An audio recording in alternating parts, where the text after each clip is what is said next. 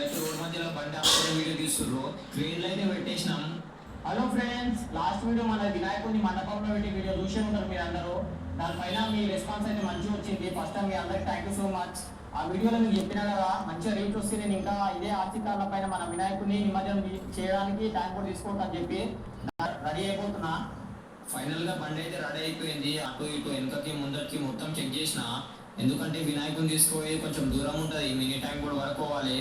అంటే ఈ నుంచి ఒక 5 కిలోమీటర్ల దాకా వస్తుంది. అందుకని బండి అయితే మంచిగా పర్ఫెక్టే ఉంది. ఇక వినాయకునికి ఎండ కొట్టొద్దని ఒక చెత్తిరి కూడా తీసుకున్నా. ఆ చెత్తిరి వినాయకుని పైన అయితే సెట్ చేసిన. ఇప్పుడైతే చూడనీకి లుక్ ఎట్లుందో ఒక కామెంట్ అయితే వేయండి.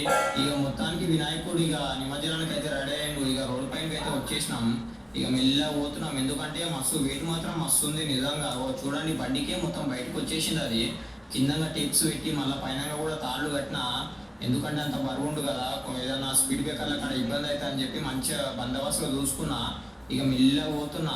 ఆ బ్యాటరీ అలా ఛార్జింగ్ అయిపోయిందని అనుకోకండి, కావాలని నేను మెల్లగా నడుపుతున్నా. ఎందుకంటే మన చిన్నప్పుడు కదా కొంచెం. నాకైతే నిజంగా లైవ్లో నీకైతే మస్తు అనిపించింది. ఆ డెకరేషన్ అదంతా చేసినాం కదా, పూలదండలు ఇంకా వినాయకునికి ఎండ కొట్టొద్దని చెత్తిరి అవంతా పెట్టినాం కదా. చూడనీకైతే లైవ్లో నీకైతే మస్తు ఉంది. నాకే కాదు మస్తు మంది ఆ రోడ్